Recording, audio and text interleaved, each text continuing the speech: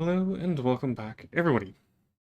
So, a little while ago, I put up a series of videos where I went over some house rules and modifications to the game of Malifaux, just in the hopes of being able to improve it and fix some of the problems that I was seeing with the game. As part of that, I went over a number of miniatures and keywords, but I only went over a handful of them, not all of them. Now, as far as this video goes, I figured I would go over why I chose the keywords that I did. This is not meant to be a comprehensive and in-depth review of every model and every keyword in the game. This is just a general overview of my thoughts and opinions as to why I chose some keywords to modify and continue playing with, and why I'm not doing some other keywords. So I'm not saying necessarily that the keywords that I decided not to go with are bad. They're just ones that, whether by theme or appearance or playstyle, just did not appeal to me. And when it comes to doing house rules and modifications, it is a lot easier to do things that are familiar. So for keywords that I don't play and have no interest in, I can't really do the modifications like with the keywords that I am interested in and have played and more familiar with. So anyway, I just kind of figured this video might be a bit interesting to whoever happens to stumble upon it, just to give some perspective as to why I chose the keywords that I did, and just to give my micro reviews as far as the keywords go. Um, so there's three factions that I'll be starting with. Oh, I guess one thing I should mention is that as part of the modifications that I suggested, I did say that it was worth getting rid of factions entirely. They're a good way of categorizing the different keywords and miniatures, but they don't really work as actual factions as you see them in other games. I think Malifaux works a lot better and should always have worked as a game that focuses more on the individual masters and their crews, or their keywords. So there are times where I might pick a keyword from a faction, but not want to have anything to do with any of the other keywords. And for a game like Malifaux, that's totally fine. That works. In fact, I think it's kind of how it is meant to be. You just pick the keywords that you want to play and don't worry about the actual factions. As I mentioned, starting with three factions because they're the ones that I probably have the least interest in as a whole. And that'll be the Explorer Society, the Outcasts, and the Ten Thunders. So I won't go keyword by keyword on these. I'll just give an overview because I'm looking at the faction as a whole rather than individual keywords in most cases. So I'll start with the Explorer Society.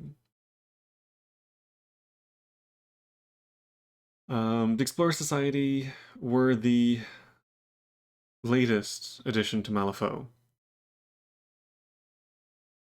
Originally, there was four factions and kind of a fifth. The Arcanists, the Guild, the Neverborn, and the Resurrectionists were the four main factions, and then the Outcasts were kind of a catch-all for everything else. Eventually, the Outcasts were split off. And we got the Ten Thunders and the Bio Gremlins. Originally, they were both Outcasts. And then, for the newest one, we get the Explorer Society. Now, as a whole, I'm not a big fan when a game starts adding in extra factions just out of the blue. It is typically a sign that the game is in trouble, which I think Malifaux is at that point. The miniatures line has bloated to the extent where adding new stuff just is not it's not financially advantageous. Um, People have kind of their collections already set, and they might grab an occasional miniature or two, but they're not pouring a lot of money into the game. Um, and with the miniatures line already as bloated as it is, you can't just dump a whole crap ton of miniatures into each of the existing factions. So what a company will usually do is create a brand new faction, one that people have to start from scratch with. And that is the case with Explorer Society.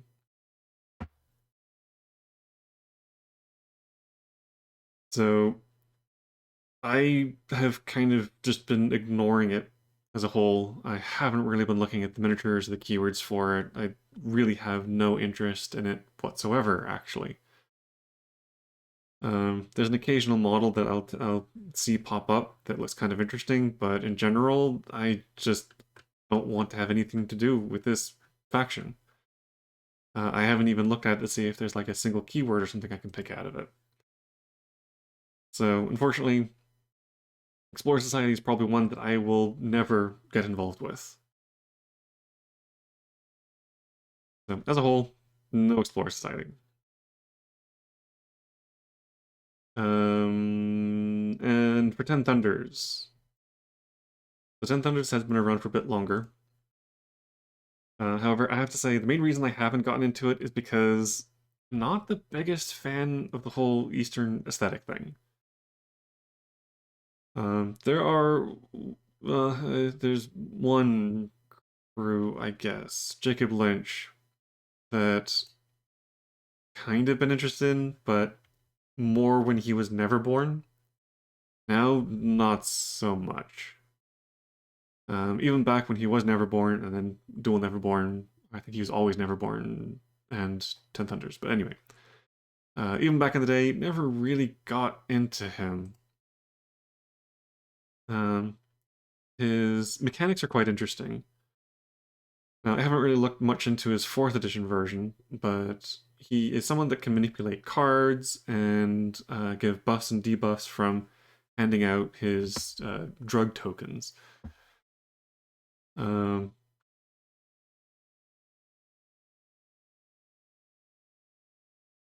so he's got some interesting things that he can do. Yeah, the Brilliance tokens. So he does a lot with that and a lot of card manipulation stuff. Like treating pluses as if they were negatives for enemy models. So, I mean, he's got some interesting stuff that he can do, and even just the stuff that his crew can do is quite interesting. But on the whole, I just haven't been interested in the way that it looks. The kind of mutated, drug addict-y models are just kind of weird. I don't know. So yeah, this is one that I was kind of on the fence about for a while, but sort of decided not really for me. Typically, the thing that matters as a collector and painter, the thing that matters most to me is usually the aesthetic of the miniatures. I want it to look good on the shelf and look good on the table when I'm playing them. The gameplay kind of comes after. So even though Jacob Lynch is someone that I'm kind of interested in as far as the mechanics of the crew or keyword goes, as far as the actual models, there's just nothing here that's really grabbed me all that much. So I don't know. If I was ever to get a Ten Thunders crew, it'd probably be Jacob Lynch. But otherwise, on the whole, this is probably going to end up being another Explore Society where I just am going to ignore this faction. Not particularly interested in anything that's here. And then there is the Outcasts. So again, in the original version of Malifaux, this was where all of the extra bits and pieces were tossed into. It was just a catch-all for all the miscellaneous things that did not fit in any of the other factions. It has since been streamlined down, with a lot of the extra bits taken out of it and given to their own factions, and what is left has been turned into a faction of mercenaries. Now again, there is some stuff that doesn't necessarily fit with the mercenary theme. Hamlin in particular has been one that, just like with Jackdaw and the Resurrectionists, should be its own thing. But again, every keyword has to go into a faction, so Hamlin was dumped into here. Now, as far as the other keywords go, there's nothing in here that really grabbed my attention. Again, either mechanically or just from the appearance of it. We've got Captain Zip with his Sky Pirate kind of thing, which is kind of neat, but meh. Lots of stuff that kind of flies around and does stuff. Got Parker Barrows with his bandits, Rusty Alice, who took over from Leviticus. Tara with her weird time shenanigans. And then Victoria Chambers and Von Schill, who are the two like default mercenary groups. For the most part, not really interested in any of these as far as appearance or mechanics goes. Tara was kind of interesting back when Barry was still a thing, but since that was gotten rid of in 4th edition, which, yeah, okay, I kind of agree with. Barry was a bit of an awkward system because it took models out of the game, and it's problematic when you're taking your opponent's models and making them unusable. Eliminating them through like combat and stuff is one thing, but simply removing them from the table and then beating the crap out of them without them being able to do anything in return kind of sucks.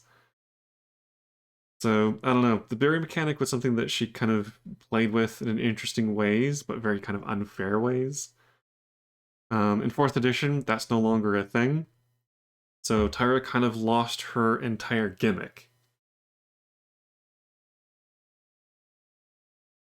So yeah, just nothing much here that's caught my attention. The only one, the one that I haven't mentioned yet, is the Clockwork Queen, which is, I believe, a new keyword for 4th edition. Ampersand. This one, I might actually like the look of. It's a weird hodgepodge of kind of junkyard robots, but it's all the weird mechanical thingamajiggies that have kind of gained, I don't know, somewhat of a sentience, and have gathered together in order to, I don't really know. Again, there's not a lot of lore for 4th edition that's come out yet, so I don't really know a lot about Ampersand or what they stand for. But it's just these weird mechanical contraptions that have banded together under this Clockwork Queen. They literally have everything and the kitchen sink. So I don't really know. I haven't had a look at the cards yet, not properly. I don't know what their playstyle is meant to be, but just from an aesthetic point of view, they look kind of neat. Bucket bot. So yeah, this is one that I might actually take a closer look at and might want to get into. But otherwise, not much else in here. So out of all of the crews, Hamlin and Clockwork Queen are probably the only outcast ones that I'd be interested in getting involved with. Everything else, not so much.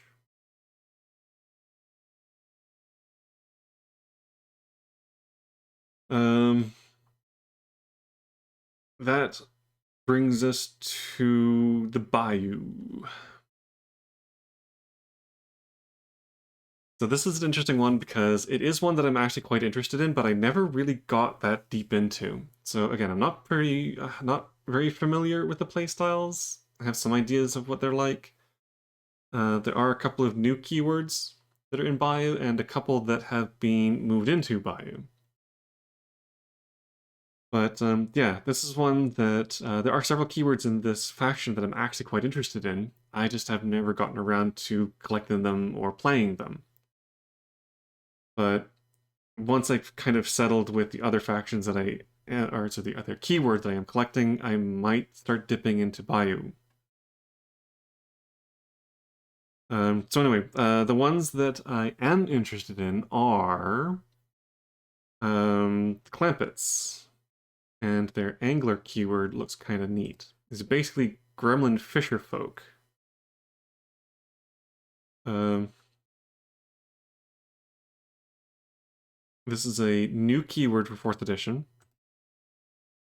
Again, there's not a whole heck of a lot about them, but they're kind of gremlin pirate fishermen, which are honestly kind of neat. I like the look of these guys. They have a unique style to them. They look like they could be fun to play. And gremlins in general just look like they could be very fun to play. I mean, look at this guy. Mossbeard. So I'm interested in learning a bit more about these and how they play.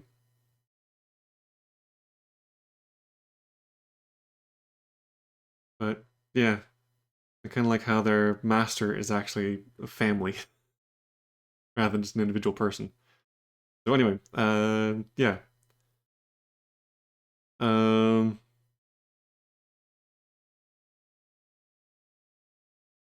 Ulix is another one that I'm kind of looking into. It is a pig keyword. So his stuff is all about piggies.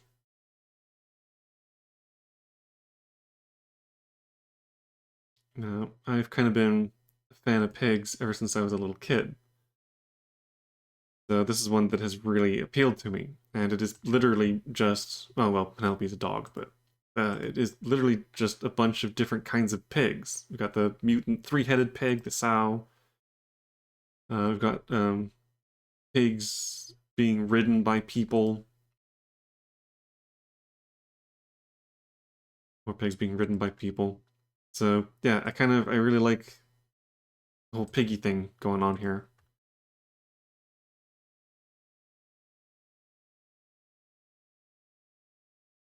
Now, the only thing I'm not too fond of is that I do know that Ulix was a summoner who used to just dump out loads of pigs onto the board.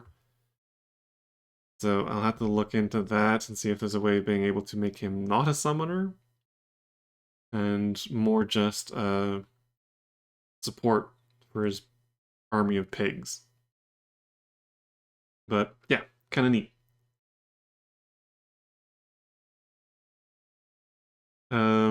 And the last one is Zoraida, who used to be a member of the Neverborn. Then she became Neverborn Bayou, and then she's moved fully into Bayou. So this is the Swamp Witch with her Swamp Fiend keyword.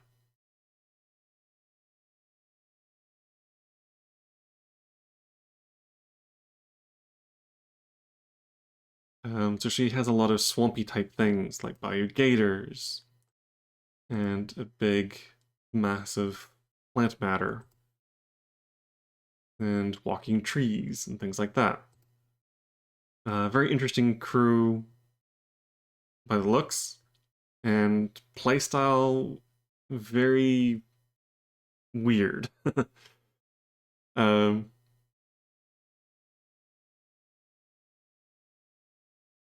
she's into a lot of. Well, I guess I like with all of them. It kind of depends on which one you play. But one of her big things is messing with the enemy. um, one of her more interesting systems is that which one is it that has the voodoo doll? Now, again, as part of my house rules, I've gotten rid of totems as a station. So things like the voodoo doll is just a unique model. But yeah, she can kind of connect through the voodoo doll to opponents and then being able to mess with them through that voodoo connection. And her other stuff is just about lots of stunned, lots of poison, just kind of messing with enemies, a lot of being able to move around, utilizing severe terrain, all that kind of stuff. So very kind of weird mixture of different things with some very weird mixture of different miniatures. But I've liked this keyword ever since she was pure Neverborn. As for the rest,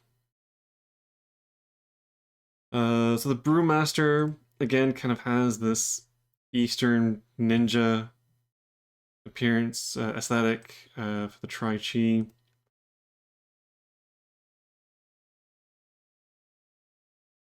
Now, he is another one that has, or had, very interesting mechanics in that he could poison his own models in order to give them certain benefits, basically making them drunk. You can also throw poison onto enemies just to inflict damage. They can also do things like flipping pluses into negatives and negatives into pluses and all that kind of weird stuff. So a lot of crazy mechanics. A lot of things having to do with alcohol. The only problem is that, again, it's also very heavily reliant on this Eastern aesthetic, which I'm sorry, it doesn't appeal to me. Now, again, this is something that is just my opinion. For other people, this Eastern style is probably one of their favorites, for one of their favorite parts of Malifaux. But for me, I just am not drawn to it. So, unfortunately, there's not a lot in here that I would actually want.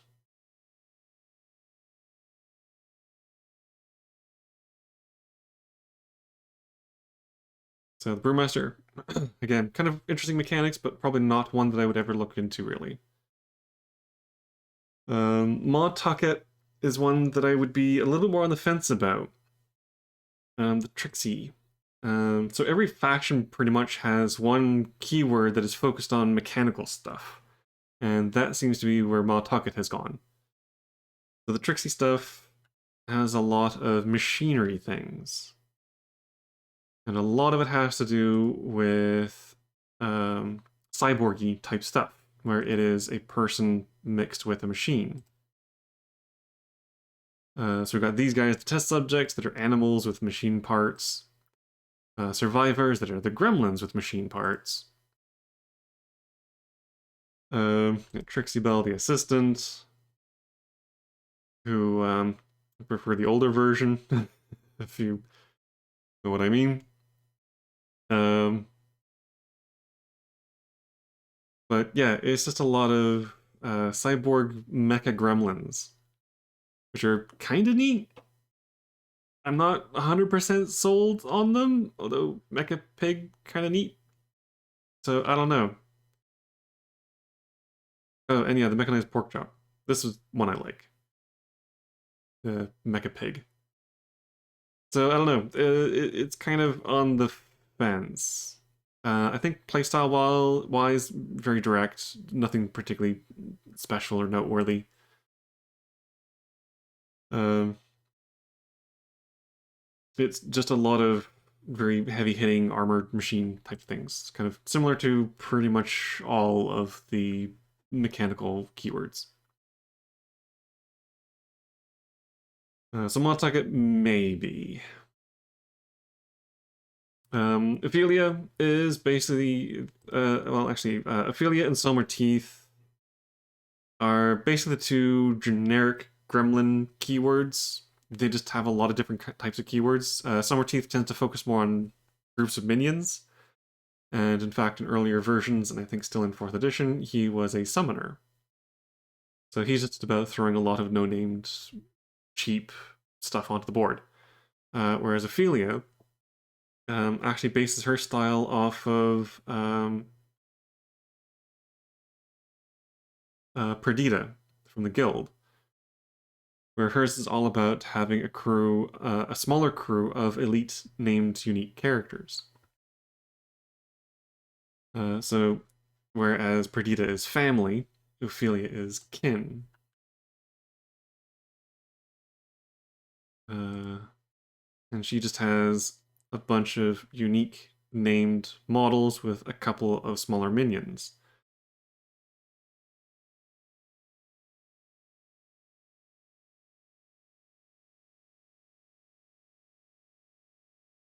which, I mean, she has a couple of interesting things in her crew, but it is just kind of just a bunch of gremlins. um, and Somewhere is kind of the same, but just flipped with more minions than characters. So Big Hat.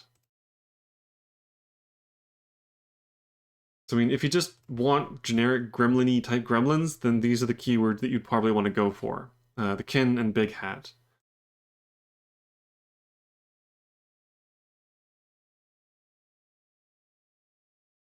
But unfortunately, these are not the kinds of things that I am most attracted to.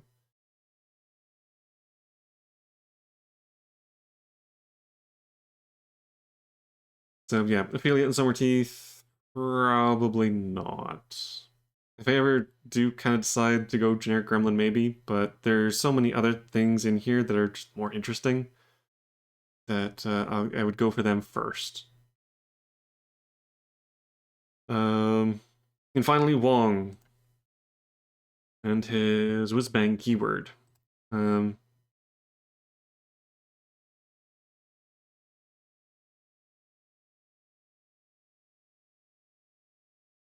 so Wong is kind of based on, I think it was Big Trouble in Little China. He's kind of the Eastern style warlock. A lot of his stuff is very magic-y. So he has like gremlins that have been cursed into werepigs. Uh, Gremlins that shoot magic sparks at people and things like that. Let's go generic one.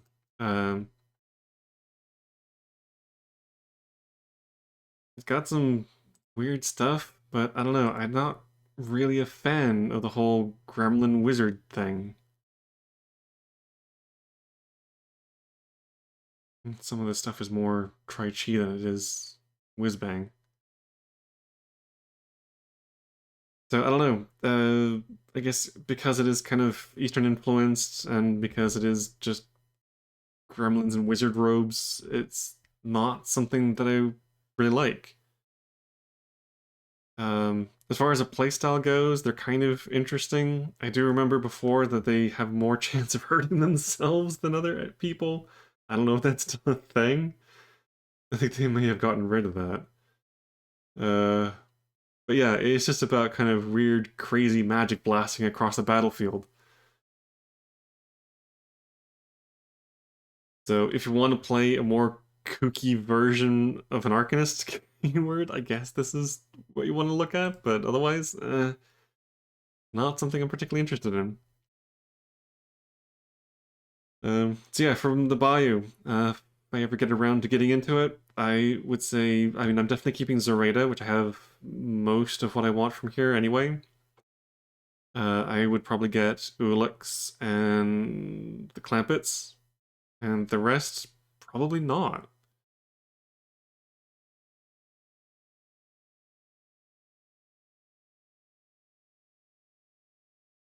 I just find them either to be a bit too generic,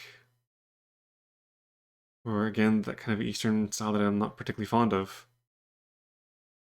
So yeah, that's it for them. So that brings us to the big four. Arcanist, Guild, Neverborn, and Resurrectionists. The original, and what I consider to still be the best of the different factions. These are the ones that I have the most most keywords for. These are the ones I have the most interested in. These are the ones I'm probably getting more keywords out of. We'll start with. I can start with the Resurrectionists.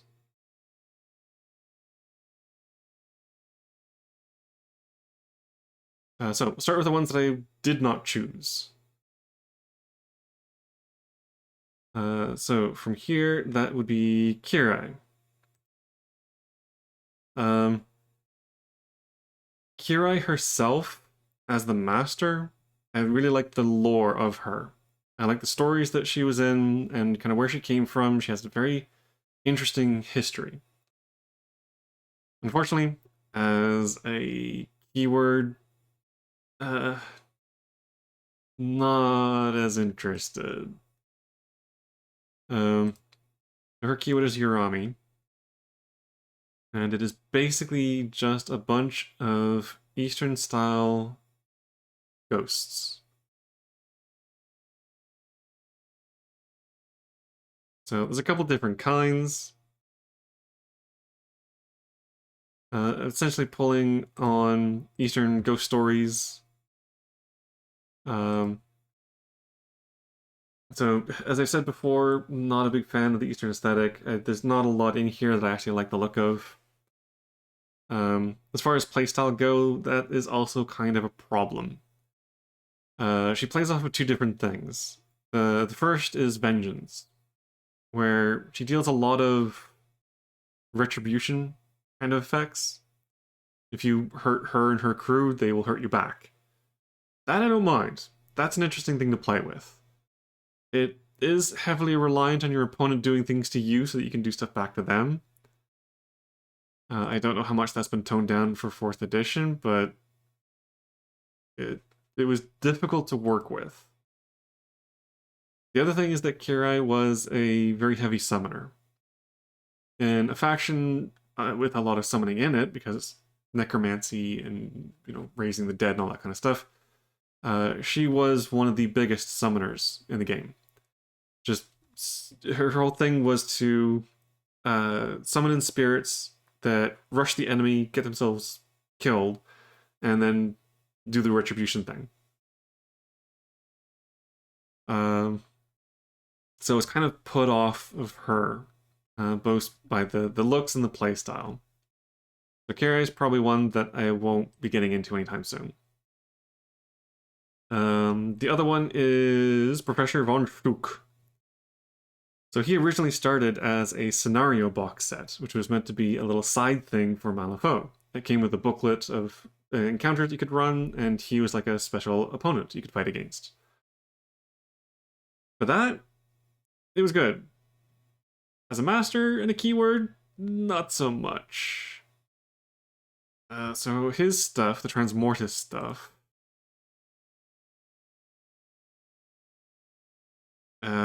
ended up being a little bit too samey. It's basically just student of, student of, student of. Valedictorian is just another thing. Undergraduate is just another thing. It's all kind of the same in the Necropunks. It's all just dead thing with mecha parts. And they're all just kind of different variations of that. So, on its own, not that great. Not a big fan of what they look like. Especially because Dr. McMorning is kind of the same but better. They're both kind of going for the Dr. Frankenstein amalgamations of reanimated bodies with mechanical parts. And Dr. McMorning is just the better of the two. So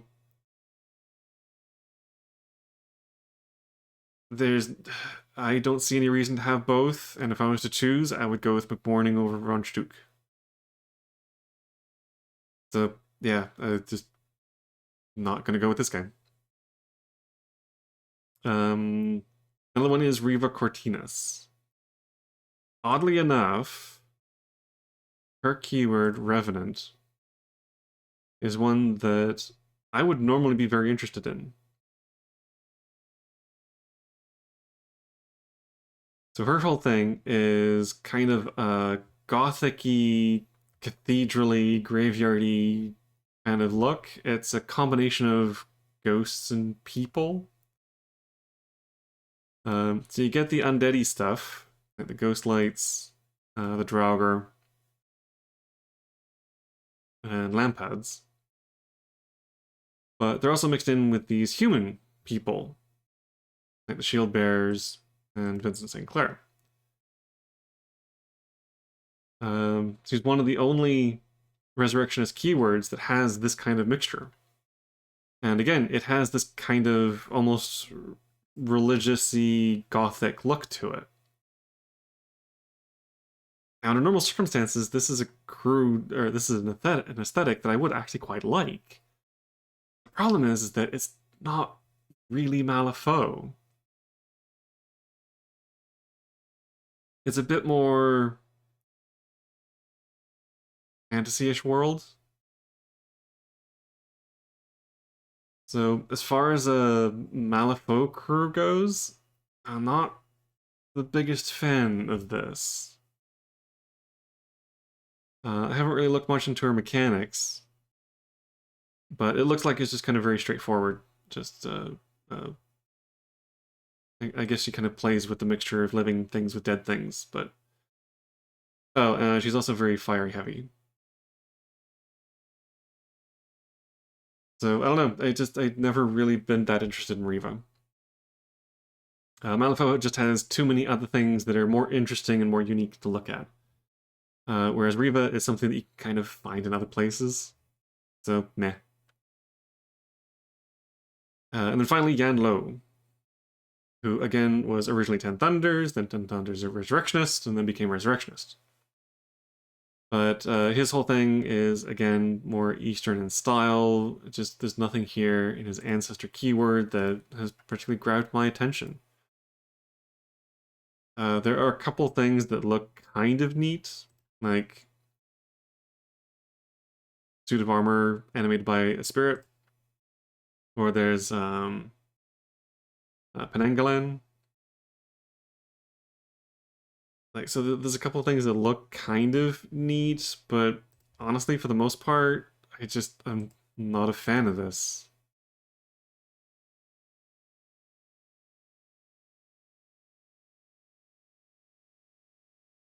And I think his whole thing used to be replacing stuff or making things almost impossible to kill. Like, his whole thing was about reanimation. You kill a model, it comes back as something else, or you can spend resources to bring it back or to heal it or whatever. He's basically just a tar pit to try and get through. Which, not the biggest fan of that kind of playstyle. So, yeah, Yan Lo has not been one that I've been interested in looking into all that much.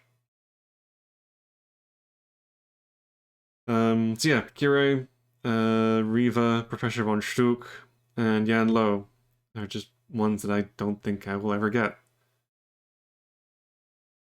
So the ones that I did choose, again, McMorning. I like the Dr. Frankenstein kind of analog.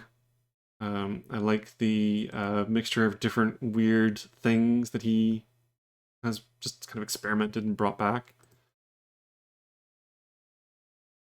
He is a dabbler, an experimenter.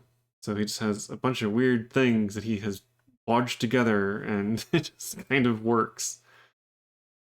He has his little lab assistant people, Rafkin and Sebastian. He has his flesh golem thingies. I do like the older versions of the flesh constructs. These ones are a bit too cartoony. I don't really like these ones. I like the old ones better.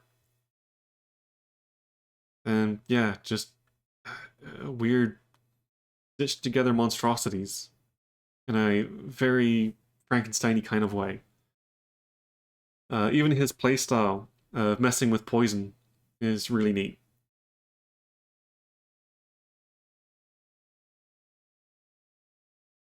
It used to be better. He used to have a lot more poison tricks, where he could like dump a bunch of poison onto an opponent and then just blam and make them explode. Or he could put poison onto allies so they could heal and use that poison in other ways. So he used to be a lot better at the poison stuff. Now, not so much, which is kind of a shame. But still a crew that I quite like. Jackdaw used to be an outcast. Because again, he's one of these ones that doesn't really kind of fit in anywhere. Then he was combined with Resurrectionist, because a lot of his crew pulls from the Resurrectionist pool. And then finally he was just made entirely Resurrectionist, because again, most of his stuff comes from the Resurrectionist faction. But this is a neat one. This is Tormented.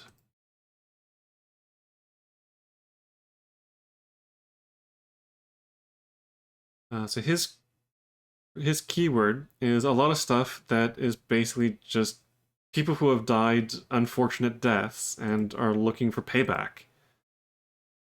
So we've got things like people that have been executed, people that have died by drowning, people that have been killed in cave-in accidents, like miners that have suffered accidents. Um, I do like the look of his kind of messed up dead things. His playstyle of putting upgrade cards onto opponents and then using those upgrades in various ways is really neat. I really like how he looks and how his playstyle is.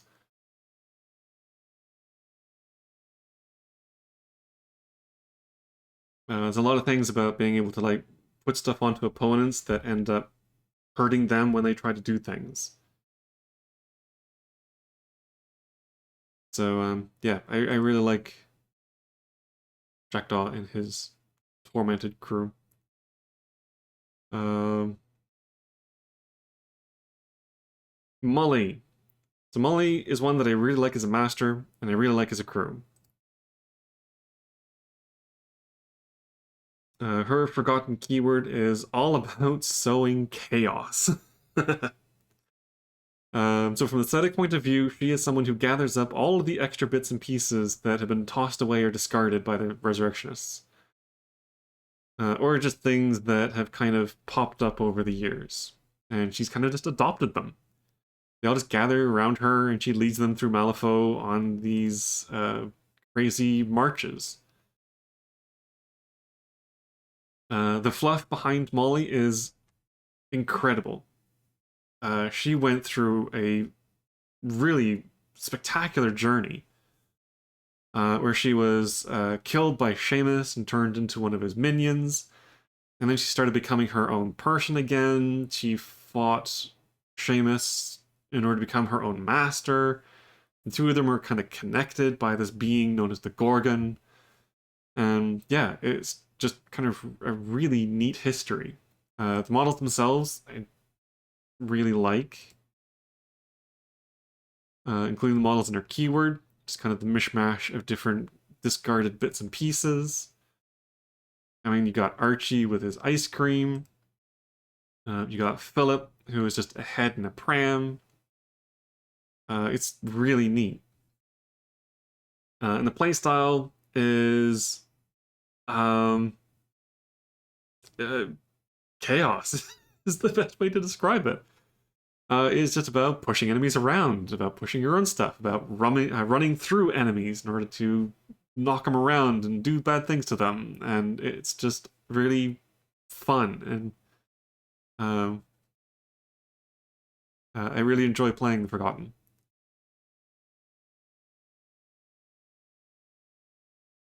And the last one is Seamus. So this is the Mad Hatter slash Jack the Ripper character. He's really neat. And him and his crew are probably some of the most iconic miniatures for Malifaux. When most people think of Malifaux, they will often think of Seamus and his Red Chapel keyword miniatures. In particular, the Dead Doxies, which used to be known as Rotten Bells. So Seamus' whole thing is, again, kind of playing off of the Jack the Ripper type thing, where he kills women and essentially turns them into undead hookers. He's kind of branched out since then, getting things like dead dandies, which are just a male version of the dead doxies. And of course, Madame Sybil and stuff like that. Um, so yeah, I really like the idea of his crew. Again, it's been one of the more popular ones in Malifaux. It has become like the poster child of it. And the playstyle is also quite interesting, and that it is a lot of jumping around the table using ambush attacks from concealment and ganging up on enemies. So you're basically throwing large groups of your guys against an opponent to just drag them down and rip them to pieces. And then just fading into the background to move on to the next victim. So yeah, I really like these guys. Really fun to play. And who doesn't like zombie hookers? So yeah, that's about it for that. For Resurrectionists, it's a 50-50. I think out of the 8 different keywords, there's 4 that I like, 4 that I'm not particularly interested in. That seems to be about the average for both the Guild and the Arcanist as well. I think it's kind of by you. It's about half and half for these keywords. So speaking of, let's go to the Arcanist next.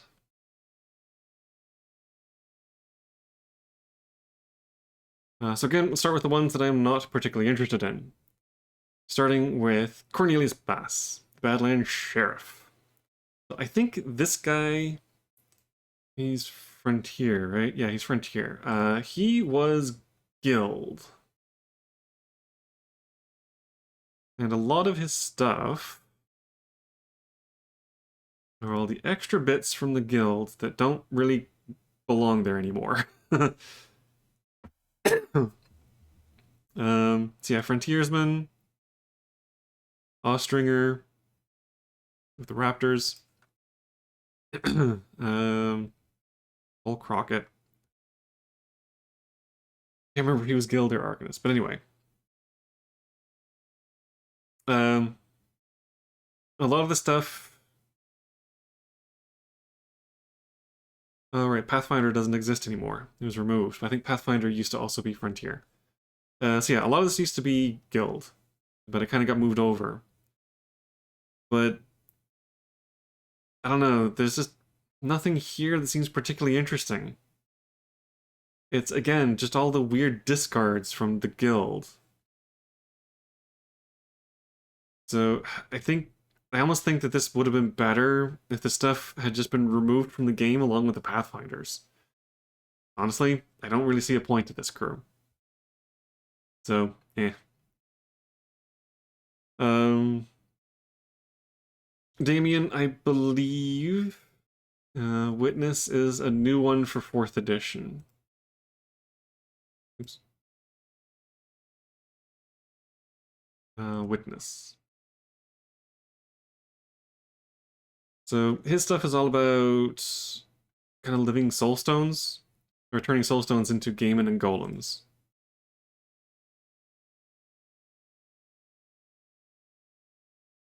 And he also has a lot of just kind of wizardy stuff of people using magic from books. But I don't know. The things I think that like this I kind of like, but I wish that it had been part of Colette's performers. It's almost like where Colette is supposed to be the showgirl and that kind of dancing entertainment stuff. This guy is meant to be more of a stage magician. But although I don't know, I mean, he himself doesn't really look like it. But anyway, so I don't know. His keyword is kind of a mixture of weird things, and there's also just not a lot here. Like Damien's keyword is probably one of the smallest in the entire game. So there's not a lot, and what there is just doesn't look that good. So at the moment, Damien is not one that I'm particularly interested in. I don't really know what his playstyle is meant to be.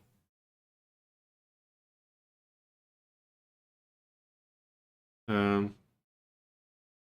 so yeah, I think if it's a choice, I would rather go with Colette.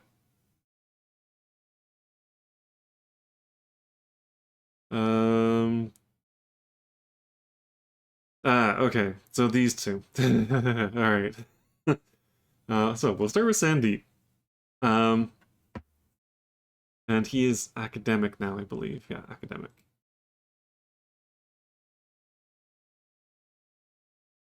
Okay. From the time that Sandeep was first introduced into the game, he has been a summoner. He has been one of the most powerful summoners in the entire game. He is also probably one of the main reasons why people complain about summoning in the game. More often than not, when people complain about summoning in Malifaux, they talk about Sandeep. Now, I was hoping that in 4th edition they would tone that down a little bit. They didn't. Sandeep is still one of the most broken and problematic summoners in the entirety of Malifaux. Mainly because of his crew card,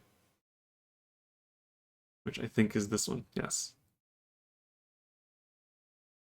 All living academic models and Sandeep's crew gains these two abilities. The first is to summon a Gaiman when an enemy is killed, and the second is to combine Gaiman into golems.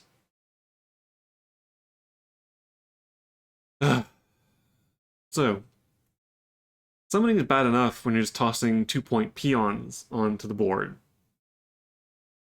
Every model in Sandeep's crew, pretty much, is able to throw 10-point golems onto the table. Now, sure, getting there takes a bit of effort. It takes some actions, a couple of soul stones, some killed enemies, and all that kind of stuff, but just the fact that this is possible, just the fact that you can dump a 10-point golem, which is 1/5 of the cost of your entire crew, onto the table, is ridiculous. Um, I have hated Sandy since the very beginning. I refuse to play against him in any way whatsoever. If I see someone put a Sandy model onto the table, I walk away. This guy sucks. This guy is one of the main reasons why Malifaux is the problem that it is. Why summoning in Malifaux is the problem that it is. Um, so, especially this version, the Font of Magic version, which is all basically summoning and messing with summon tokens, I am never ever going to have anything to do with this master at all. Ever. As far as I'm concerned, Font of Magic Sandeep can disappear into the void. However, there is more to Sandeep than just summoning. It is a shame that the summoning has spoiled me on Sandeep entirely, that the good part is still something that I don't want to have anything to do with. Because the good part is actually kind of good. So if you ignore the summoning part, Sandeep is also a master of the magical martial arts. And his whole thing is that the reason why his keyword is academic is because I think he runs a school and he teaches magical martial arts to others. So a big part of his keyword is fighters who utilize magic. You have things like the Shastar Vadaya Guard, or the Oxfordian Mages, or the Elemental Boxers. This idea of a school of magical martial arts is cool. I like that. Um, if I could ever stomach the idea of getting a Sandeep crew, I would go with the Quiet Flame and just focus on magical martial arts stuff.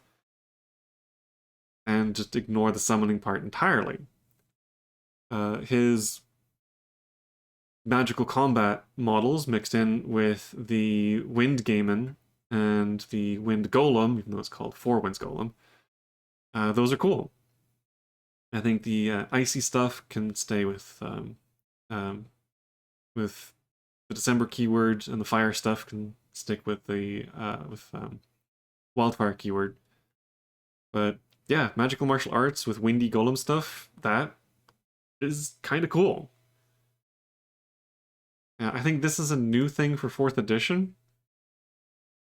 This wasn't really a thing back in the day. So that I'm happy to see. I just wish that Font of Magic Sandeep did not exist. So yeah, unfortunately, my general distaste for Sandeep will probably prevent me from ever really getting into that crew. And then there's Tony. Tony Ironsides and the M&SU. Or the Miners and Steamfitters Union. So, first things first, I think the only reason Tony was introduced is because they needed a master at some point and they decided to throw in some random thing. As an Arcanist master, she doesn't work. She is just a street boxer.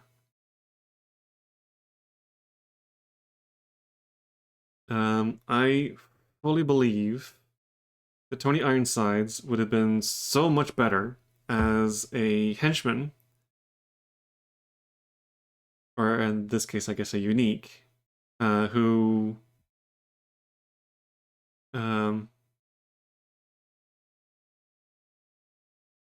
I guess nowadays she would be part of either Sandeep or Karis's crew. Probably Sandeep, actually. Because again, the magical martial arts stuff. And there's the elemental boxers that are already in there. So yeah, I guess part of a henchman for Sandeep. I think for that, she would have worked. But as a master of an entire keyword, not really. Very inappropriate for the Arcanists, and honestly, kind of boring as far as Arcanist masters go. She just runs up and hits things hard.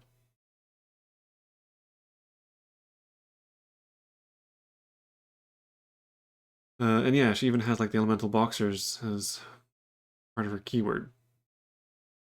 And even her keyword itself, it feels like it should have been a lot of stuff that should have been made versatile. I think the MNSU should have been the versatile basic troops of the Arcanists. If we were to take these as proper factions, then the MNSU would be the jack of all trades. You find them in every crew kind of keyword. Things like it's all the Union stuff. Union Journeymen, the Gunsmiths, the Saboteurs. These are all just the basics. Pretty much every faction has one of these. A keyword that should have been versatile but was made into a keyword. The only thing, oddly enough, is the Resurrectionists, which have a bunch of generic, versatile zombie and undead things, like the weird skeleton combinations, the grave diggers, the mindless zombies. Like, those are all versatile. They're not in a keyword. These should also have not been in a keyword. Tony Ironsides did not need to exist. Or at the very least, he should have been a henchman.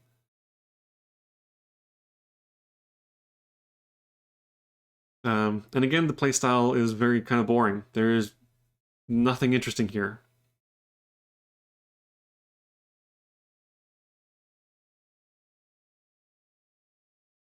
So yeah, again, Cornelius Bass, Damien Ravencroft, Sandeep, and Tony are the 4 keywords that I probably will never get into.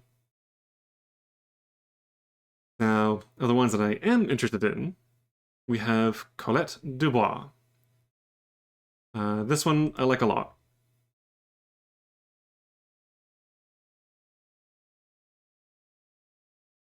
So her keyword is performer. And again, she's basically all just showman stuff. You've got your dancing girls, who are backed up by these mannequin construct things. But you also have special attractions, such as Dorian Crow and his weird blackbird people. And Carlos Vasquez, the fire dancer. And this is kind of an interesting little entertainment troupe. They even have their attractive assistants. So, as a crew, Colette Dubois, really cool. I really like this. Even the playstyle, very tricksy. All about misdirection. A lot of swapping models around and moving things, and very scheme heavy, where she's just dropping markers left, right, and center. But those markers can be turned into other markers, or they might not be actual markers. And it's a lot of really interesting, fun stuff. It's a lot more tricky. You have to put a little bit more thought into how they play. But if need be, you also have your kind of more simplistic direct brutes who just dance into the enemy, blades whirling. So if you need that little extra punch, you have it. So yeah, Platinum performers, I like them. Karis. So this one's interesting.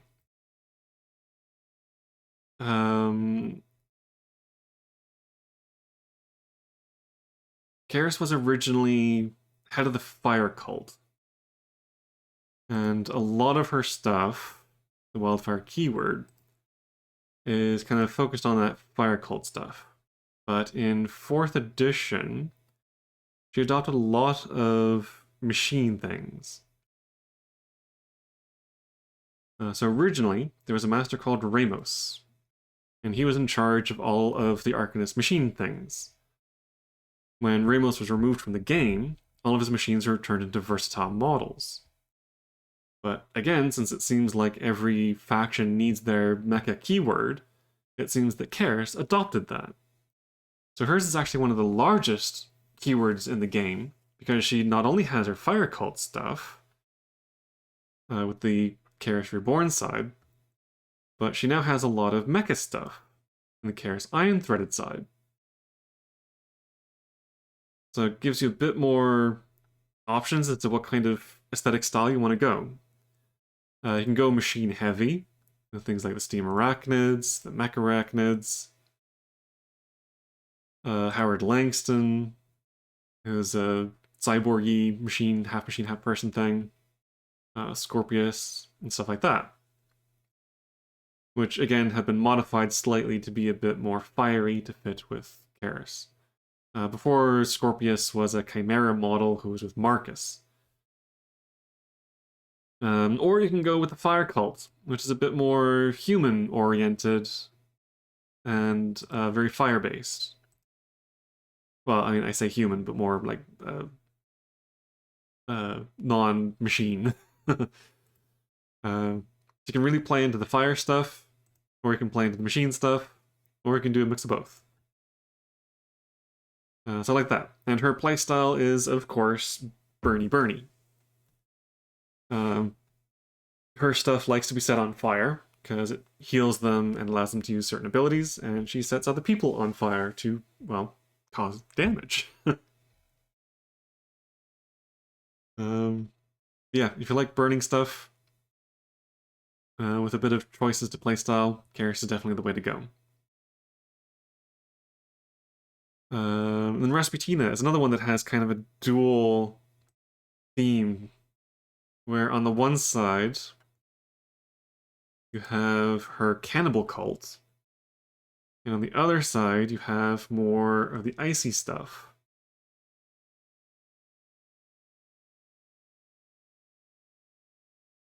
Um,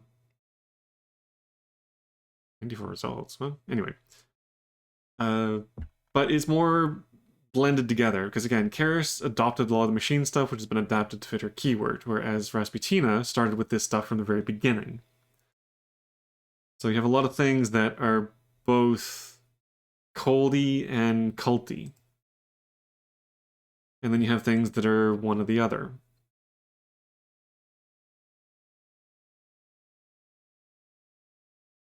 So this is another one that I really like. I like the cold theme, the cannibal cult stuff thrown into it. Really plays into the whole Wendigo stuff, which the Tyrant December is kind of based on the Wendigo mythology. So it's all about hunger, like insatiable hunger, and bone-chilling cold. Uh, and that is how she plays on that, just by putting out ice pillars and freezing enemies and giving allies ice shields and all that kind of stuff. So I really like this. And yeah, that's it. So darkness is a little bit different because I think there's only 7 keywords at the moment. 1, 2, 3, 4, 5, 6, 7. Yeah. So I like 3 of the 7. Still waiting to see what the 8th one is. If I'm assuming they would get an 8th one because I think every faction is meant to have 8 keywords. So interested to see what the new one is, but at the moment, 3 of 7. Next up is the Guild.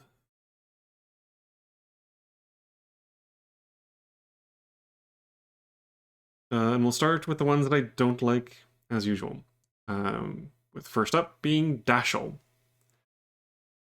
Dashel Barker is basically the Guild's version of Tony Ironsides. It is a master that should never have been a master, leading a keyword that should never have been a keyword. So his stuff is the Guard. And essentially, these are all just the basic generic troops of the Guild. You have your sergeants, your riflemen, your mounted guard, your guild hounds. There are a couple of things like the executioner that should have been with Lady Justice and the marshals because judge, jury, and executioner, why the hell did they break that trio up? The warden should have been with Hoffman and his machines. Yeah, and the rest is just basic guild, trooper guys.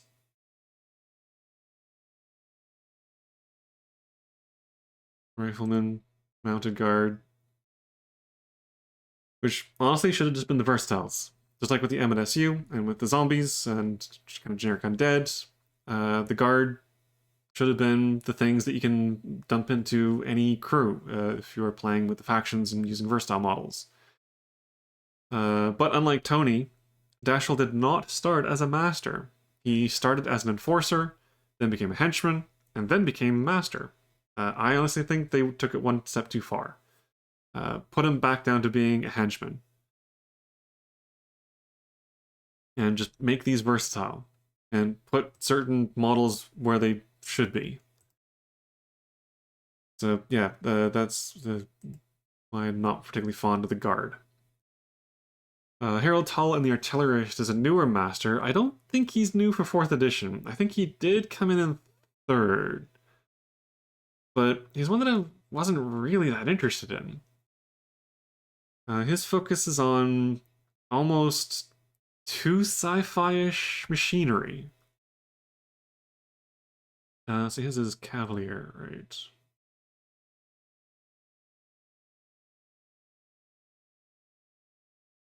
But when I said that every faction has its mecha keyword, oddly enough, the guild kind of has 2. Harold Howell deals a lot in machine artillery and who is it? I think it's this one. No, not that one. Yeah, where is it? Yeah, people on bikes. It's kind of hard to see, but I think she's riding like a bike or an ATV or something.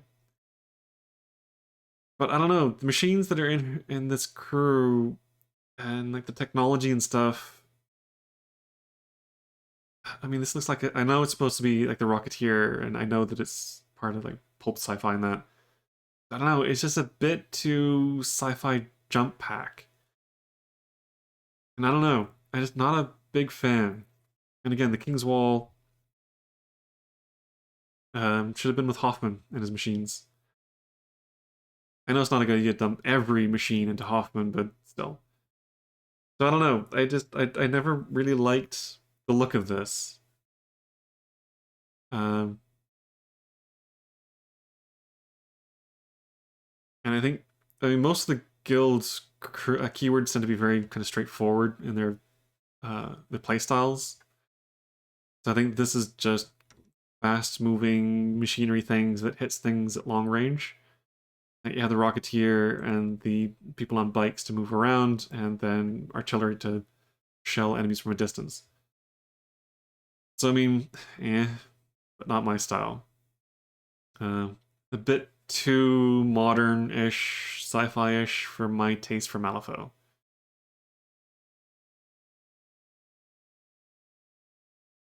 And then there is Lucius Matheson.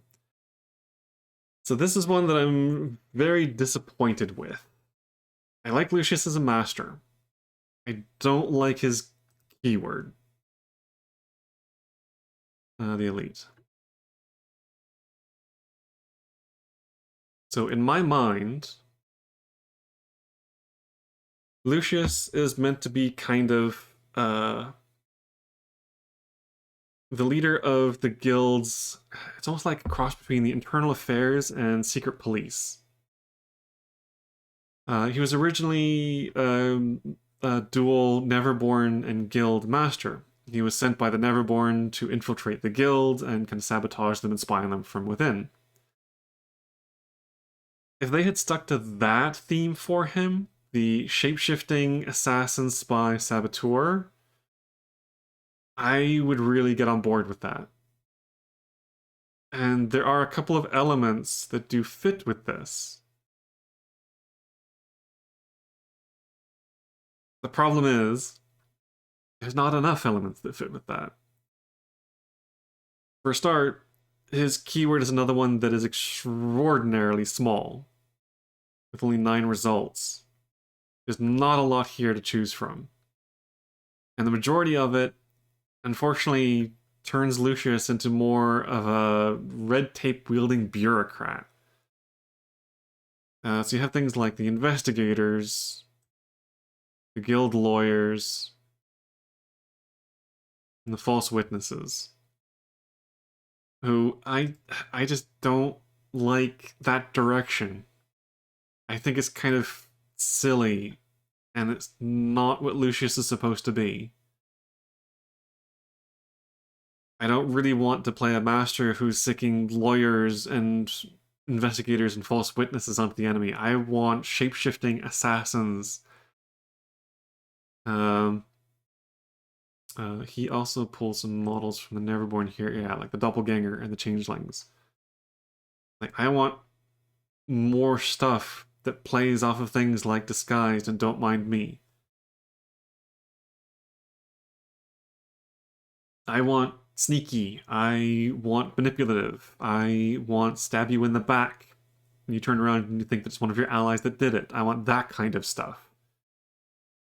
The lawyer angle, it doesn't do it for me.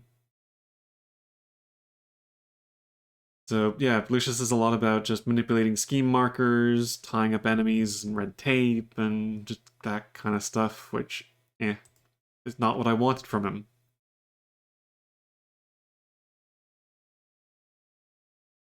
And finally, Nellie Cochrane is just the joke of the guild. I don't know why this even exists.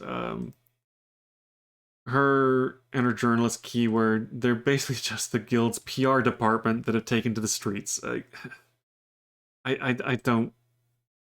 They were really scraping the bottom of the barrel for ideas on this one. Um, so you just get a lot of different kinds of reporters. And that's kind of it. It's another slightly smaller keyword, mainly I think because they just can't think of anything good to put in here. Um, Not a fan. I don't really like this at all. I don't really know much about the playstyle because I just haven't been able to be bothered to look it up. So yeah, not interested. And Sonia Crid is another one that I'm kind of disappointed in.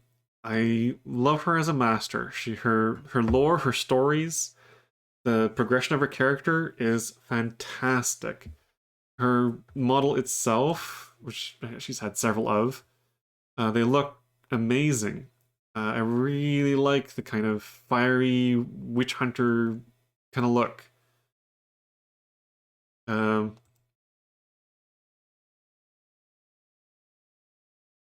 and there are a couple of models in her keyword that look really neat, like Samuel Hopkins. Again, I kind of like the just witch hunter aesthetic to this. But then you just get witchling, and battling Quillers and Hexbows and Ashbringers, and like this is where it gets boring. I don't really like the looks of these things. I do wish they had gone more witch hunter with the aesthetic and not just weird little guys in robes. This is just I'm not a fan of any of these things. The Wishling handlers are actually kind of good, but the rest, I mean, for a crew that is supposed to be about, I'm sorry, for a keyword that's about hunting arcanists and magic users, there's an awful lot of magic use in this keyword. I know that these are all kind of meant to be prisoners and magically mutated arcanists and things like that, but I wanted this to be the witch hunter crew, not weird little guys in robes crew. Oddly enough, Lady Justice and the Marshals ended up with some of the models that should have been in here. So yeah, Sonia Crid, I like the Master. I don't like anything else from the rest of her crew. The one that I do like, Charles Hoffman and his Stompy Bots. I do like this game. Wait, his key, oh, augmented, right. Um,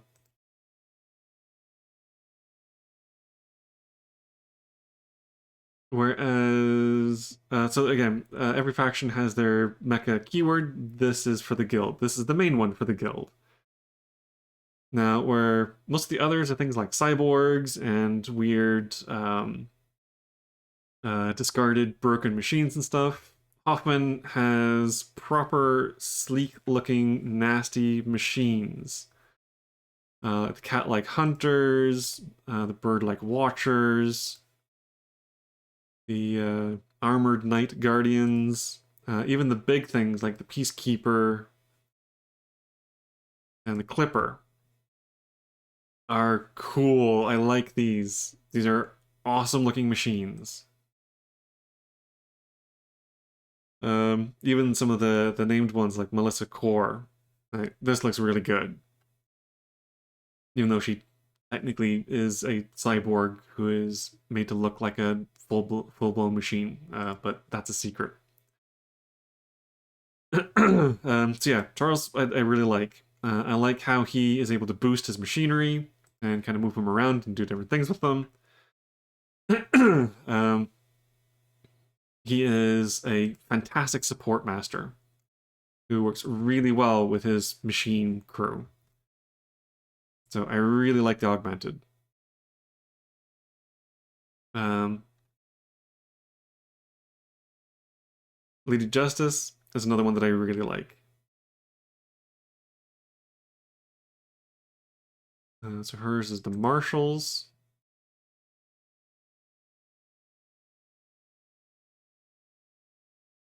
So this is the one that has the Judge, who, yes, I know Eastern aesthetic, but I actually kind of like this look. So this one works. The Judge, the Jury, and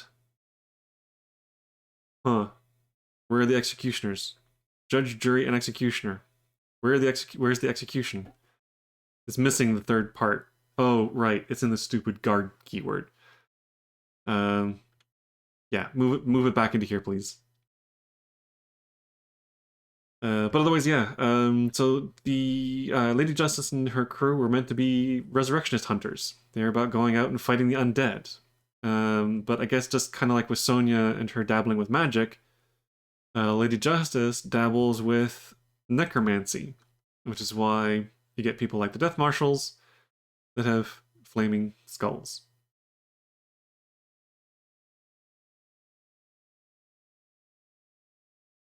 So I really kind of like these. And they have some interesting additional miniatures, like the Domador de Cadaveres. Some really neat looking stuff in here. Now, the Exorcist, I think, should have been in Witch Hunter. I don't. I kind of get whether, or I guess at the very least, they should have been dual keyword. But I guess Exorcist, they went more with the anti-undead thing, so that's why it's in Martial. But this is the kind of Witch Hunter look that I was hoping to get with the Witch Hunters. So yes, before, they were very anti-resurrectionist. They did a lot of extra stuff against undead, and a lot of stuff against summons. They've become more generic, where they don't really do as much against undead specifically, which I kind of think is a good thing, because it made them very strong against one opponent and very weak against everybody else. Now, however, they are more just kick ass. They still do a lot of anti summon, which, if you're using my house rules, is stuff that I would remove or swap out anyway. Um, but otherwise, they're just a lot about like intimidating enemies, giving them Craven tokens. The people like the Death Marshals have their Pine boxes that allows them to. It used to be something you could use to bury enemies. But since that's not a thing anymore, they've kind of lost their unique ability. So now they just move enemies and give Craven tokens. And eat markers. So they're an odd crew. They also play with remains markers a little bit. So yeah, it's kind of weird because with Sonya and her anti-magic thing, it's weird that her keyword uses so much magic in it. But with Lady Justice and her anti-undead, it kind of makes more sense that her stuff is dealing a bit more with necromancy and undead. Like with Lady Justice, she's basically using fire to fight fire. Whereas Sonya is enslaving fire to thumb their noses at fire. I don't know. I don't know. In my mind, it's different. So yeah, Lady Justice, I quite like. The playstyle isn't what it used to be, but I think it's still kind of fun. I think I like the look more than I like the playstyle now, though. So, eh. And then there is Perdita. So I think this is another 4 of 7, or sorry, 3 of 7. 1, 2, 3, 6. Oh no, there is 8. So I guess 3 of 8.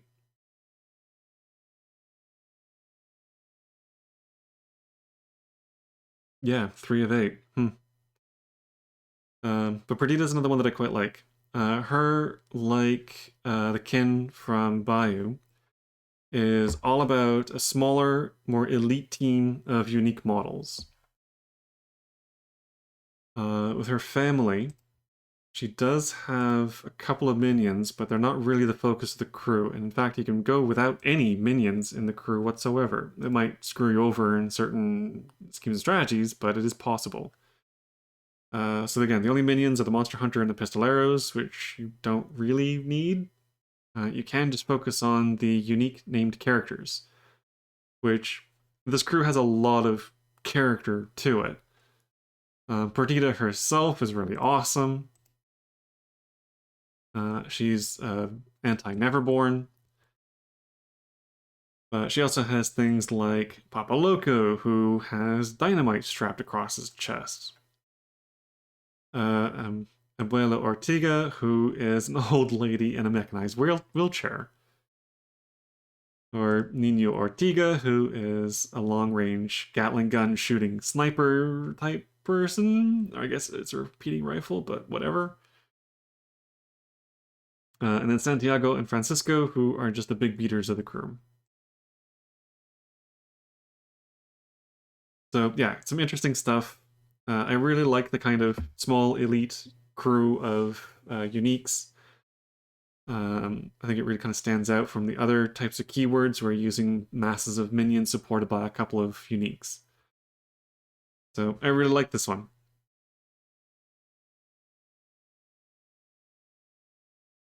And yeah, that's it. So yeah, 5 ones that I guess the guild is the one that I'm least interested in because Dashiell Barker, no. Harold Tull, rather use Charles. Lucius, I wish, but no. Nelly, joke, no. And Sonya Craig again, I wish, but no. So who knows? Maybe I'll add 2 extra crews if they ever decide to do Lucius and Sonya properly. I don't know. Maybe. We'll see. Alright, and at long last, we are at the final faction, the Neverborn. The reason why I left this one to last is because this is the one I am most interested in. It is the one that I have the most keywords out of. I have most of what I want from here. There are a couple of keywords I don't have yet. Or I have had, but I need to expand on. But anyway. Yeah, this is the big one. So, of those that I do not want, there are only 2, I believe. Yes, 2. Okay, so first one up is Euripides, the boring frost giant. Yes, that is right. His crew, his keyword, he himself are just boring giants. So my issue with this keyword is twofold. First, back in the day, there was a master called Collodi, who was the master of the puppet keyword, although I guess at the time it wasn't really a keyword. But he was a master of puppets. He was awesome. He was unique. He was interesting. The puppets that he led were really, really fun. He did a lot with things like he would have a series of upgrades that represented different types of acts of a play that did different things that he could switch between. He had his strings that he could use to do a bunch of stuff with allies, like move them around and give them bonuses, as well as mess with enemies, like taking them over, moving them into bad positions, and doing all kinds of things. He was awesome. And they got rid of him. I still don't know why. Collodi was one of the best masters in the game, both just thematically and playstyle. He was great. And they took him out and replaced him with this dumbass, who is just some stupid giant. And his keywords are all just stupid giants. Some of them more mutant than others, but still, like, this is boring in comparison. You can find this in any other fantasy game. It doesn't have to be here in Malifaux. This does not need to be a thing. Bring back Collodi. I want Collodi and his puppets back in the game. Like, get rid of Euripides. And bring back the puppets. So, yeah. For a number of different reasons, Euripides is not a keyword I will ever be getting involved with. The other one is Nikima. Oddly enough. Well, no, okay. So I'll start by saying, so Nikima herself is boring. She's just a big angry lady with wings. That's kind of it. Her keyword, the brood, are kind of problematic. So back in the day, their masters had this thing where if they achieved certain goals during the course of a game, they could evolve into an avatar state. I'm not talking Last Airbender. It's more like a powered up version of themselves. I guess it's kind of anyway. Problem with it is, and the reason why avatars were removed from the game is that either you had to make the requirements for the transformation so easy that it could be done early. Therefore, you get to actually use the avatar for a while, but it means that you don't get to use the master very much. Or you made the requirement so difficult that it took a while before you could activate the avatar. You got some use out of the master, and then it shifted and you got the avatar. Problem is that you shifted the avatar so late, the game was already pretty much done. And that was why avatars were removed. There was no real way to balance that. Either you made the master useless or the avatar useless. Guess what they did for an entire keyword? They decided to go with a growth mechanic that was basically kind of a more simplified version of what they did with avatars. So the idea is you're supposed to start with the Terratots. The Terratots eat stuff, munchy munchy, and become young Nephilim. The young Nephilim then eat stuff, munchy munchy, and become mature Nephilim, which you can't buy now. You have to grow into them. Now the problem is, you don't have enough time to really use the growth mechanic. Again, you run into the same problem, especially because in 4th edition Malifaux, an entire turn has been removed from the game. You only have 4 turns to grow your Terratot into a mature Nephilim and actually be able to make use of them. I can tell you now, you don't. So yeah, either they have to make it so easy to evolve into a mature Nephilim that the Terratot and young Nephilim become useless or pointless, or by the time you get your Terratot to a mature, the game is over and the mature Nephilim does nothing. And again, you cannot hire them, you have to grow them. So the mature Nephilim is pointless. Or that you make the Terratot and the young Nephilim pointless. It's the avatar problem again, just even more. And a lot of the stuff that's in the crew supports this growth mechanism. And it sucks. It's terrible. So the problem with this is, and the sad thing about this is that this used to be one of my favorite crews. I think when I was first getting into Malifaux, the Nephilim was one of the first crews I ever got. And they were a lot of fun. And the master, who was master at the time, was fantastic. Now, they suck. The modern version of Nekima and the Brood suck. So, back in the day, Nekima replaced the other master, Lilith. Lilith was awesome. For keyword big scary monsters, she appeared as just a regular human woman. But the thing is that for a ordinary looking human woman, she was a very powerful, scary monster. And she wielded I think it was a sentient greatsword. So she didn't look like much, but she could take on a 2-story tall mechanical monster and chop it to ribbons. And in the lore, Lilith was really interesting. Yes, she was a bit direct in the whole kill all humans thing, but she was really neat, especially when she was with her friends Pandora and Zoraida. They made a really interesting trilogy. Or threesome? I don't know if I want to go with threesome, but anyway. Nekima, on the other hand, is just a boring, one-dimensional, like I said, rage monster. That's kind of all there is to her. That's it. She is exactly what is shown on the tin. And, I mean, she looks like it. She's just a big, angry demon lady. So I very much preferred Lilith over Nekima. For the rest of the keyword, the Nephilim used to be very maneuverable glass cannons. that when they were hit would spray poisonous blood everywhere, kind of doing a retribution thing. They still have the poisonous blood, the black blood, but they've kind of lost the maneuverable glass cannon stuff. Instead, pushing heavy into this growth mechanic that, again, just does not work. As Weird specifically and actually said themselves from the whole Avatar situation.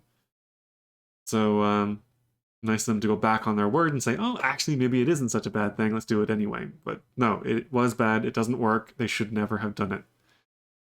The Brood should have stayed highly maneuverable, glass cannons, who spray poisonous black blood on their enemies. So, original version, Lilith and the Nephilim, awesome, great, love them. They were one of my favorite crews. Nowadays, Nikema and the Brood, nope, not interested at all. So the ones that I do want and do like.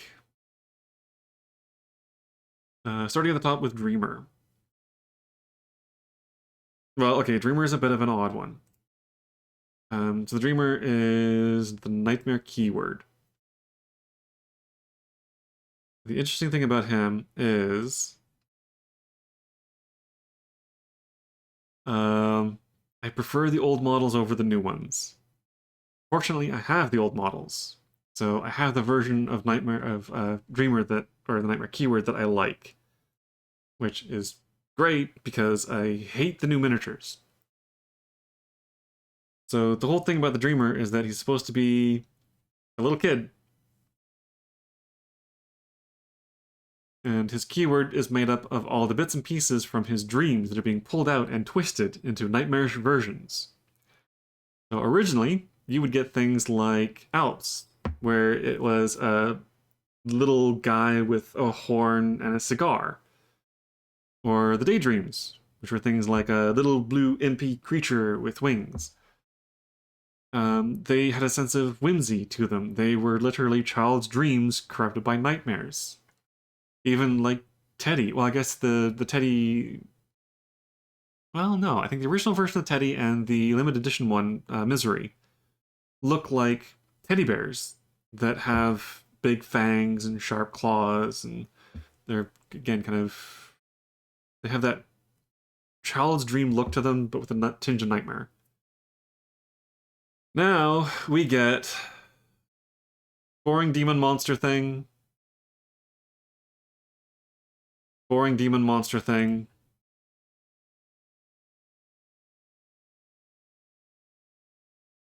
What looks like a taxidermied grizzly bear, which again is boring.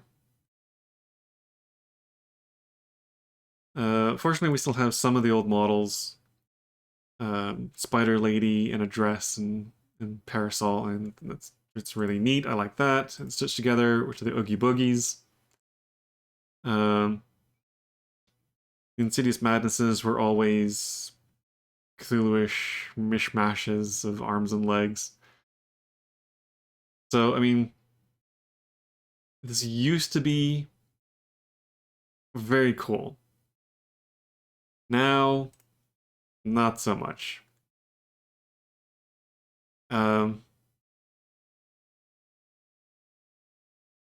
But for the master itself and like the playstyle, the Dreamer again was one of the primary summoners, which is why I never really played it all that much. I liked the look of the crew. I really liked the again the kind of nightmare tinged child's dreams, but the playstyle I never really got into. Now, however, we have a version that isn't quite so heavy on summoning. Yeah, the Cricketback Kid. But I've always thought the Dreamer would have been much better off as a minion support master.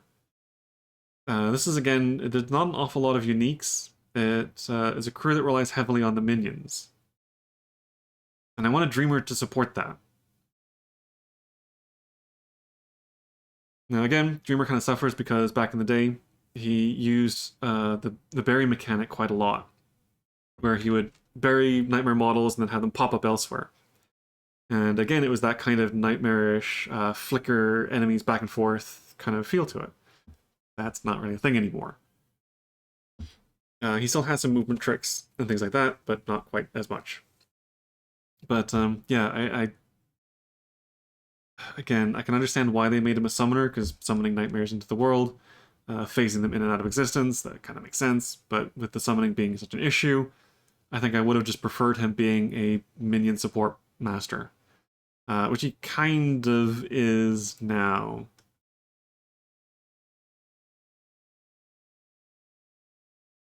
Kind of. But anyway. So yeah, the Dreamer's a bit weird. I like the old models, don't like the new ones. Kind of like the playstyle if he was more support and less summon.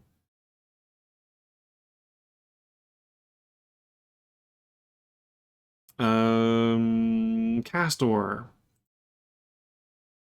And the Returned. So this is one I was a little on the fence about.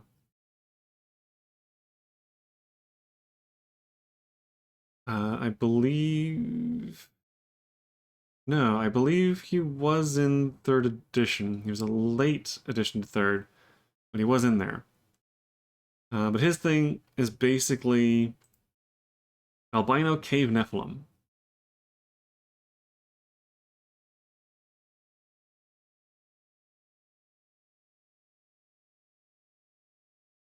Yeah, except whatever that is. So my main reason why I didn't look at him very closely before is because he is just basically another crew of Nephilim, which Nikima and the Brood already covered. But since I've kind of abandoned the Brood, I've been looking more at the Returned, and these guys are actually kind of cool.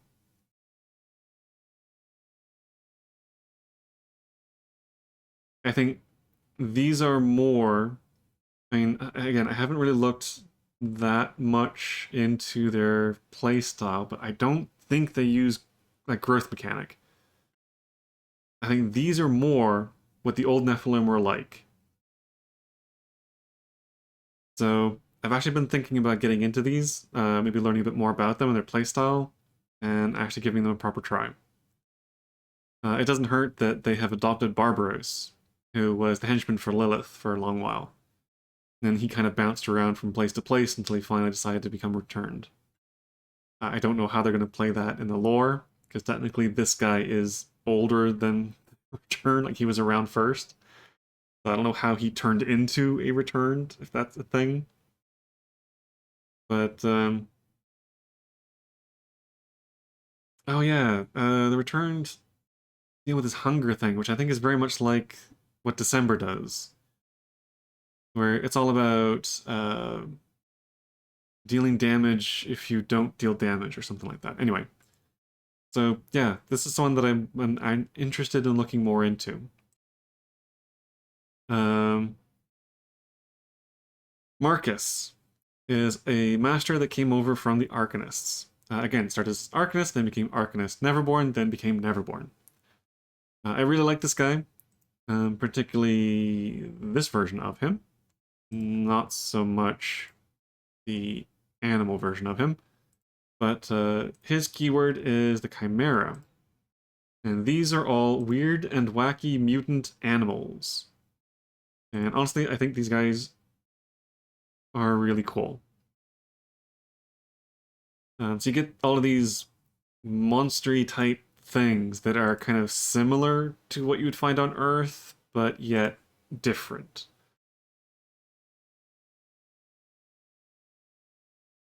And this is another one like Perdita and Ophelia from the Kin, where it relies more on unique models that are supported by minions. Um, Unfortunately, it does seem to be, yeah, it's one of the smaller, yeah, it's one of the smaller keywords. I think it's lost a few things like the Scorpius and stuff to other keywords. Um, I do wish that they would add more to here, but because I don't think there's, oh yeah, there's a couple of things from the Arcanist that they can have as well. Cedra and Ferdinand Vogel, the shapeshifters. So again, a lot of unique, big, scary, monstery things supported by a couple of more little minion. And his mechanic is all about adapting to situations by putting upgrade cards, mutation upgrades, onto his crew. So if you need something to be a bit more killy, you can give them extra claws. If you need something to move faster, you can give them longer legs. If you need something to fly, you can give them wings and things like that. And a lot of the models use these upgrades in different ways. So a bit more versatility, a bit more mutability, a very kind of interesting way of being able to adjust to certain situations. Otherwise, his crew is just very, very killy. His Marcus is very good about just throwing big scary monsters at enemies and tearing them to pieces. Um, yeah, I quite like this. Um,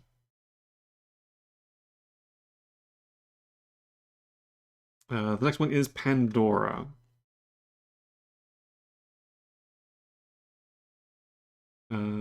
And the Woes. Pandora has kind of an interesting mix of miniatures. Two different kind of styles of look. On the one side, you have these ghost things.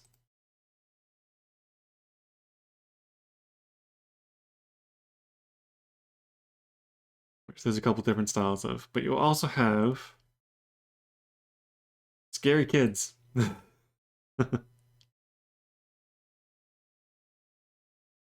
Very scary kids.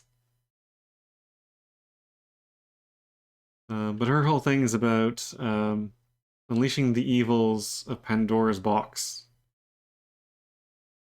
It's all about sorrow and pity and all that kind of stuff. So a lot of her things deal with getting enemies to harm themselves. So a lot of her stuff is like stealing enemies' attacks and using them against them. That kind of stuff. With some scary combat things to back up.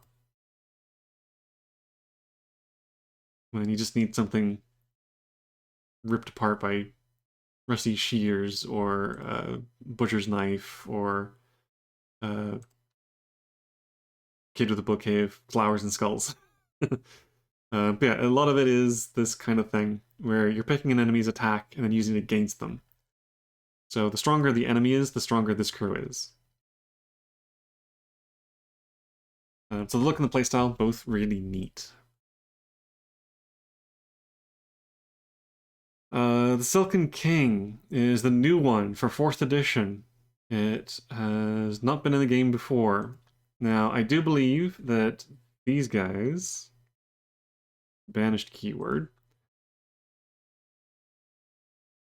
are based on one of the factions from, was it Through the Gate? Or the other side? The other side. The Weird's other game, the one that's more larger in scale, the kind of larger skirmish level game.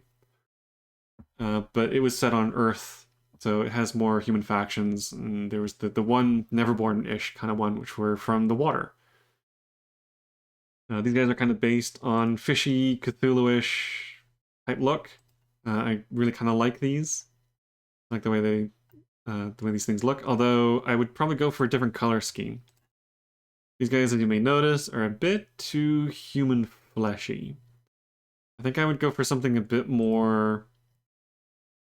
Well, I think they're going for like a deep sea look, where they're meant to look a bit more translucent and pale. I don't know. I would probably go for something a bit more colorful, even. Kind of dress them up a little bit more. But otherwise, yeah, I like the fishy Cthulhu look.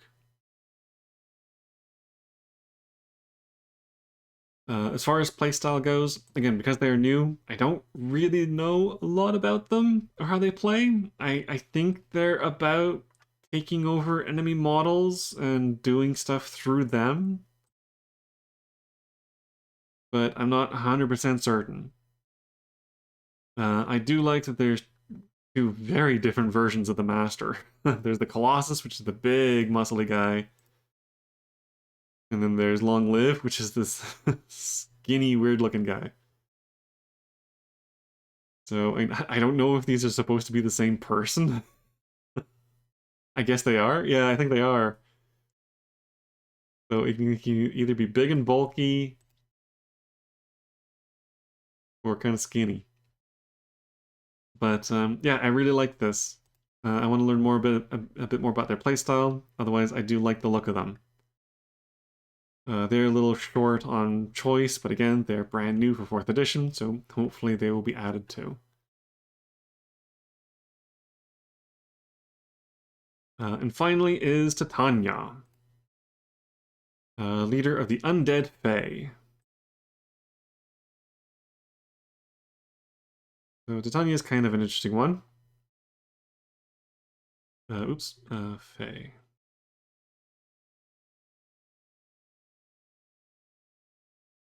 I do like her fairy wilderness kind of look. She's got a very woodsy, leafy, flowery look to her things. She is the Autumn Queen, so a lot of her stuff is autumn themed. A lot of brown woods and orange and yellow leaves and flowers and such. But you have things like this undead boar covered in moss, or a living carnivorous tree, um, or the knights that have the wooden armor. But she also has some kind of scary, fey-ish undead creatures as well.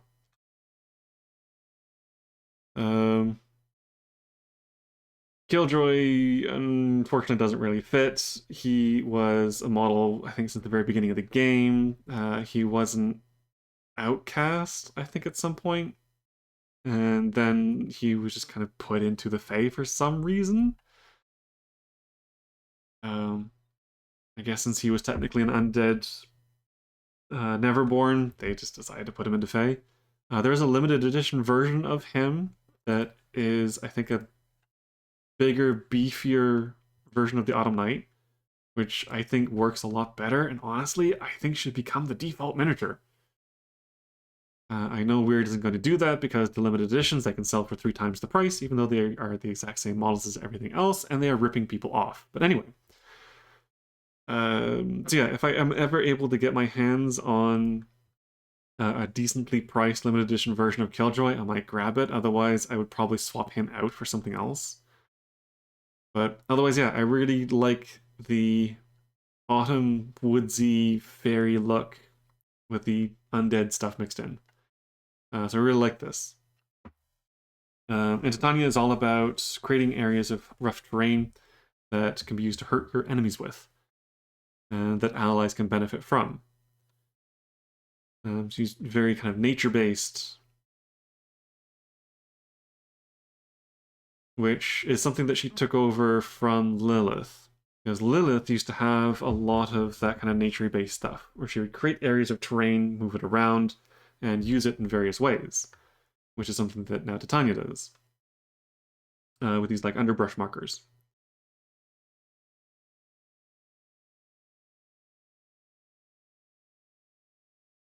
Oh, and I just realized there is no...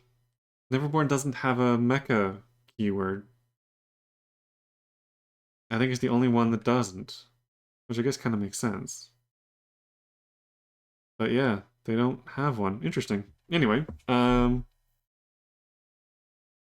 yeah, on the whole, Neverborn, definitely my favorite faction. The one that I like the most, the one that I like the most keywords out of. This one being 1, 2, 3, 4, 5, 6, 7, 8. Yeah, 6 of 8 that I like, and only the 2 that I probably will not bother with at all. So yeah, that about does it. For those of you who are still watching, thank you so very much. Hopefully that gave a little bit more insight into why I chose the keywords that I did. Um, Malifaux is a great game with its own style. I do wish I do wish that the keywords factions and stuff stuck more to that style. There are a couple that are starting to drift that just aren't matching properly and just don't look or play as good as what already exists, which again I think is the fact that Malifaux is reaching a point where the game has become very bloated. They are scraping the bottom of the barrel for ideas and they're just kind of throwing everything in that they can. It unfortunately is just something that happens with these kinds of games. So, one of the things that might have noticed is that a lot of my favorite keywords, a lot of stuff that I tend to be attracted to, are the older keywords and models. Things that have been around since the beginning of the game. A lot of the newer stuff, I'm just not interested in.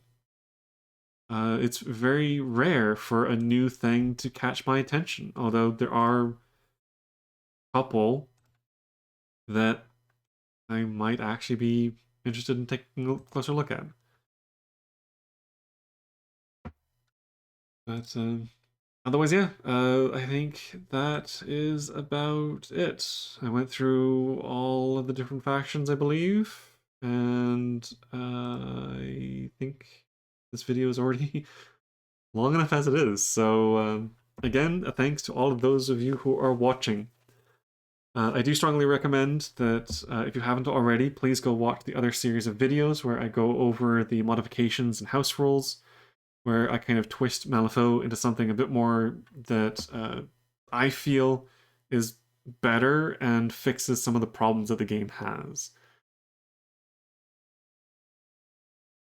But otherwise, I think that about wraps things up for now. So I will see you all in the next video, whatever that happens to be.